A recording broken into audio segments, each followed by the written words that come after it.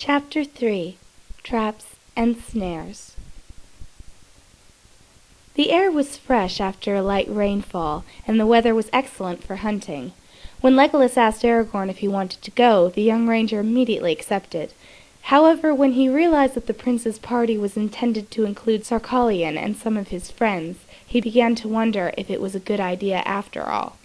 Squaring his shoulders and deciding that it didn't matter who else was going to be there, Aragorn joined the party in the courtyard before the great gate that guarded the royal grounds. Some of the hunters were mounted, and some preferred to walk. Aragorn fell among the latter. Already the elves were chatting, or singing, or joking merrily, and Aragorn began to feel more at ease, and able to enjoy the prospect of the hunt. At a command from Legolas, the huge gate swung open on their own to allow the party to exit. Aragorn had witnessed enough elf magic in Rivendell to not be overly amazed by the unusual gateway, and followed the others out without another glance. The gates fell to behind them, and the party moved off into the woods beyond. The first part of the day went uneventfully, perhaps too uneventfully for the hunting party. They found precious little game, and after a time that began to put all of them in a less than cheerful mood. Legolas and Sarkalion actually did manage to bring down a hart at about midday, and the party stopped to make camp so they would have some place to leave the deer until they were ready to return home.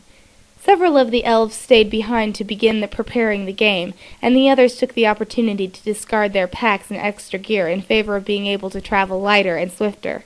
The mounted hunters left their horses behind at the camp as well, and from that point on everyone continued on foot. There was some disagreement about which way should be taken.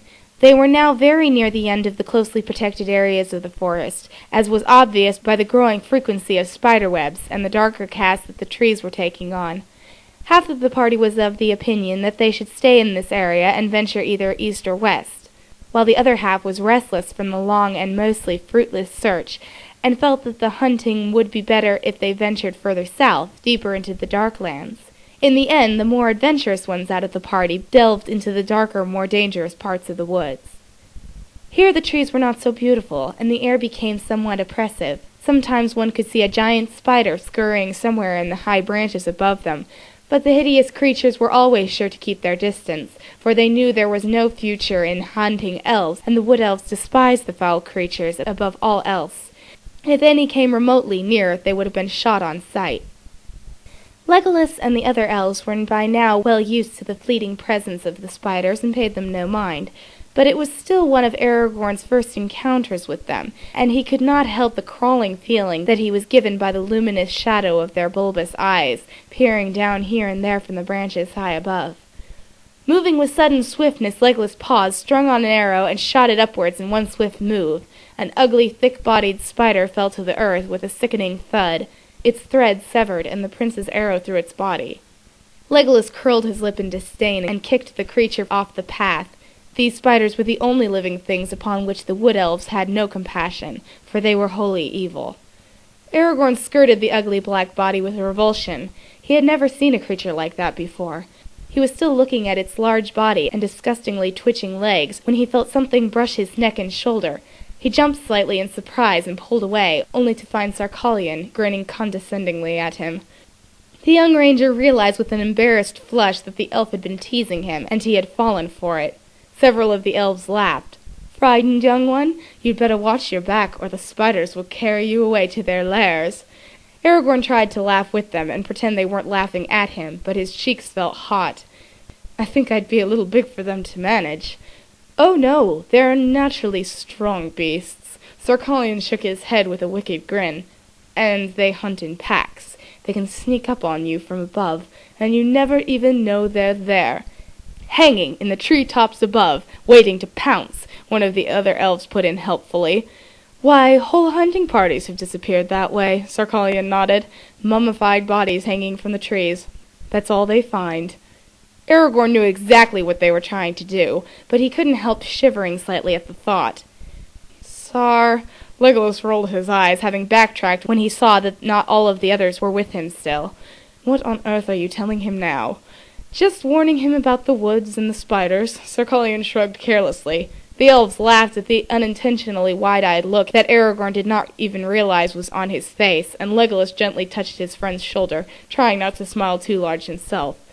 "They're just playing with you, Strider. We are in no danger here." "Wouldn't be too sure about that," Sir Colin countered, his smile turning hard. The spiders might like tender young flesh like his. Legolas's stern gaze told the warrior to back off. "But you exaggerate, my friend. Entire hunting parties?" He shook his head dryly. "I think not.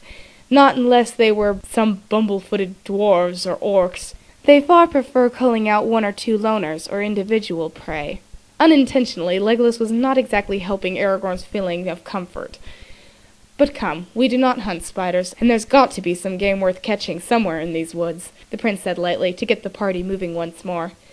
Presently they came upon a bank of a swift, dark river and halted at the edge. Aragorn knelt as if to take a drink, but Legolas quickly grabbed him and pulled him back.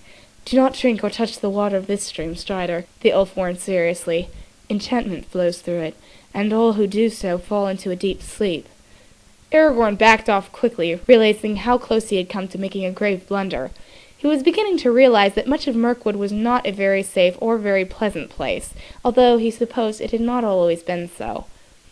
A little ways upstream, a long, slender tree had been cut so that it fell across the river, with an end resting on either bank. The elves lightly jumped up and crossed the slender beam without hesitation. Aragorn hung back, not liking to admit that he was not looking forward to the thought of crossing the dark, foreboding water on the thin, slippery trunk of the beech tree.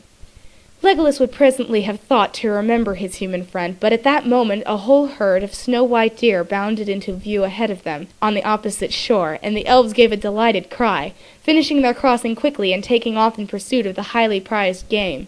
For white deer were rare and hard to catch, even for an elf. They made magnificent trophies indeed, and each of the elves was eager to bag one. This left Aragorn alone on the opposite bank, with only the option of trying to cross and follow the elves, or having to go back to the camp alone. Not about to suffer the humiliation of not being able to keep up with his companions, Aragorn made up his mind, and stepped hesitantly out onto the tree trunk.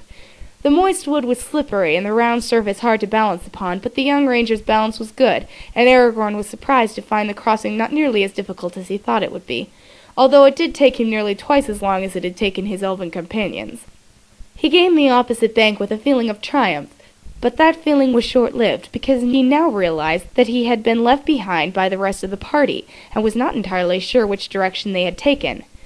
Taking off in the direction that he thought they had gone, he tried to follow their tracks, but it did not seem as though the elves had gone the same way, and their tracks crossed and confused one another.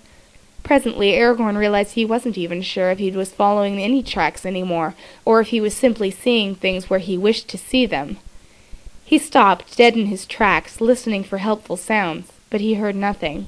Nothing but the eerie patter of soft, sticky feet in the endless canopy above his head. "Perfect," Aragorn muttered to himself, as he turned around in a circle, trying to get his bearings and locate the hunting party. "Leave it to a human to get lost."